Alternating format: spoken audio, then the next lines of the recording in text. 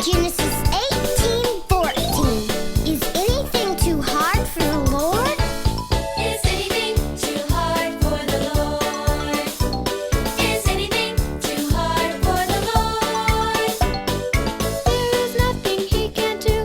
Have a little faith, believe it's true. And you will find there's nothing He can't do. Can He heal the sick?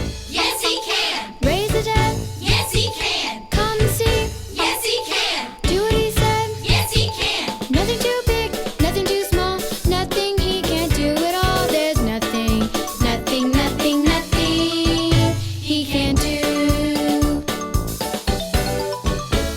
Is anything Magandang araw mga bata! Magandang araw, Kuya Pri! Good morning mga bata! Parang ang energetic natin ngayong araw, Kuya Pri ah. Naku, oo, Ate Rika. Namiss ko kasi dito. Tsaka, madami akong kwento sa'yo. Yan ang gusto ko, yung madaming kwento. Ano ba yan? Share mo naman sa amin. Nung nakaraan kasi, galing kami sa field trip. Nagpunta kami sa isang malawak na park. Tapos, ikaklase kaming naligaw sa park. Nahiwalay kasi siya. Hala, paano siya nakabalik? Nakakakaba kaya kapag naliligaw? Ang utos kasi sa amin nung guide ay wag daw lalayo sa kanila. Kaso, nakakita siya ng tindahan ng souvenir. Kaya ayun, pero nahanap din naman namin siya agad. Alam mo, Kuya Pri, napaka-importante talagang sumusunod tayo sa mga inuutos sa atin para hindi tayo mapahamak, no? Tulad ng kaklase mo, kung hindi kasi siya humiwalay sa inyo at sumunod siya sa guide, hindi siya malalayo sa pila. Tama ka dyan, Ate Rika. Magaan man o mabigat na utos ay dapat sinusunod natin kung ang dulot naman nito ay maganda. Tulad ng kwento natin para sa araw na ito, mga bata. Ngayong araw, maririnig at mapapanood natin kung ano ang nga ba ang mahalagang utos na ibinigay sa atin ng Panginoon. Handa na ba kayong makinig? Sige mga bata, samahan niyo muna kami sa isang panalangin.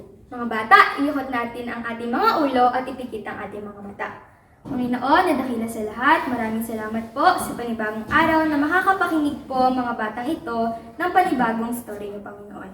Gabayan niyo po ang bawat isa sa kanila na may isa puso at may isa isip po ang magiging lesson po ng story na ituturo sa kanila. Gabayan niyo po ang bawat isa sa kanila na maging mabuting bata, Panginoon. Ito po ang aming samot dalangin sa matamis sa pangalan ni Jesus. Amen. Is anything too hard for the Lord? Is anything too hard for the Lord?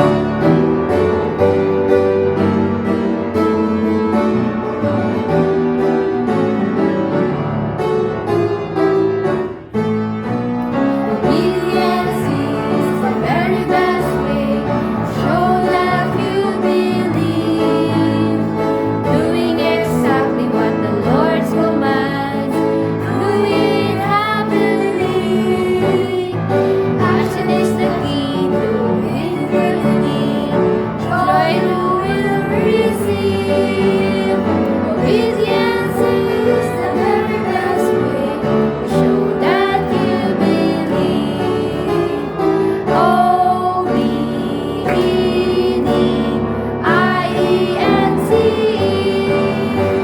Obedience is the very best way to show that you believe.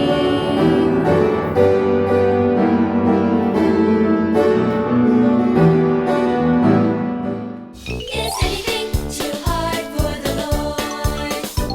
Is anything too hard for the Lord?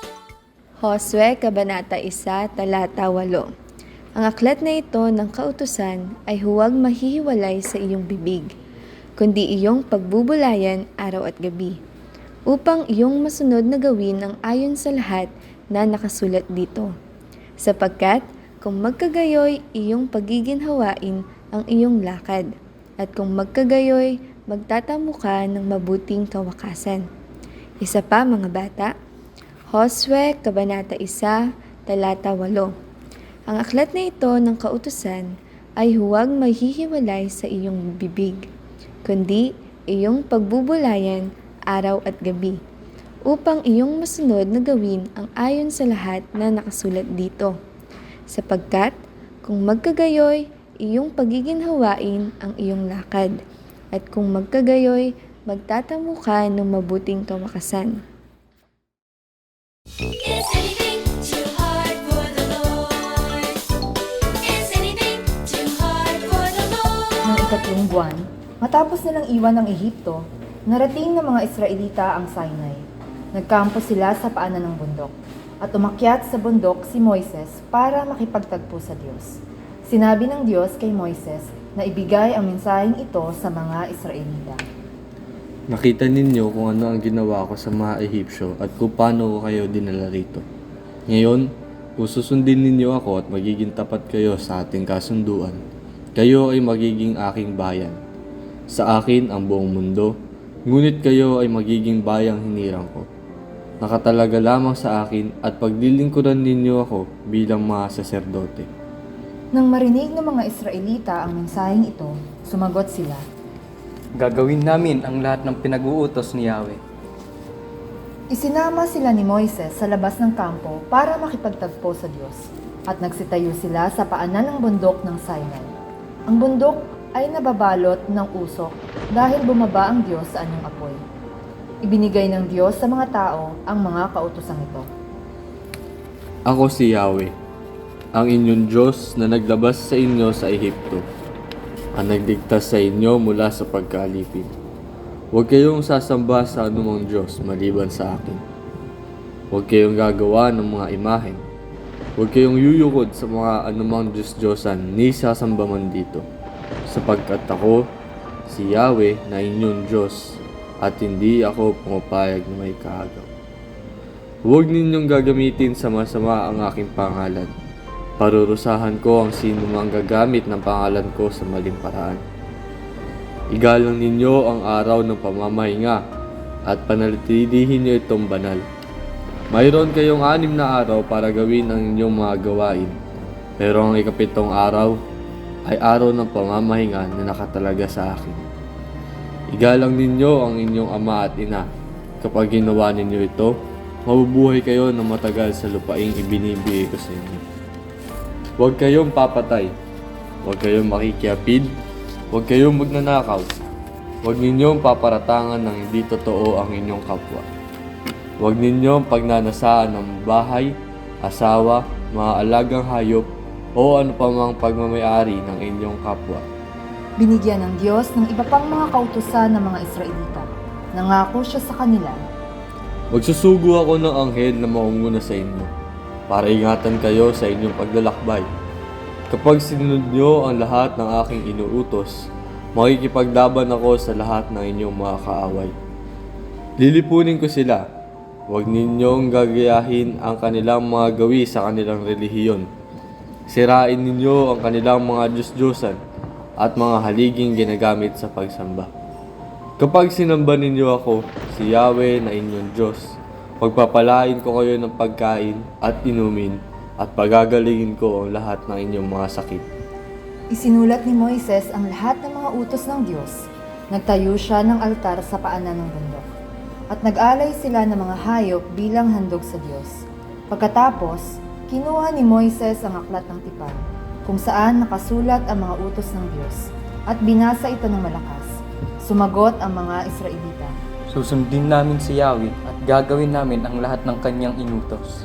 Kumuha si Moises ng dugo mula sa mga hayop na inihandog at ibinisik ito sa mga tao. Kaya't ang tipan sa pagitan ng Diyos at ng bayan ng Israel ay pinagtibay sa pamamagitan ng dugo. Is anything too hard for the Lord? Is anything too hard for the Lord? Binigyan tayo ng Panginoon ng mga kautusan at dapat ay sundin natin ito. Tulad ng pagsunod natin sa mga inuutos sa atin sa bahay, sa eskwelahan o sa labas, ay mas nararapat na bigyang pansin natin ang pagsunod sa utos ng Panginoon. Para sa ating kapabuti ang mga utos ng Panginoon, at tiyak na pinagpapala ng Panginoon ang mga sumusunod sa Kanya, at pinaparusahan ang mga sumasaway. Kaya mga bata, laging pakatatandaan ang 10 commandments na ating narinig. Maaasahan ba namin yon mga bata? Mabuti naman kung ganon. Ngayon, tayo ay magtatapos sa isang panalangin.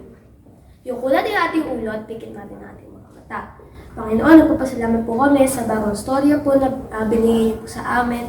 Nagpapasalamat po kami na may lesson po kami naintindihan po ngayong araw na po ito. Ito pinag-pray ko po na sumunod lang po kami sa inyo at pagpatuloy lang po namin lahat po ng mga ginagawa po namin na kinalulugod niyo po. Yun lang po, in Jesus' name we pray, amen. O paano mga bata, magpapaalam na kami. Hanggang sa susunod na episode, magkita-kita tayong muli! Is anything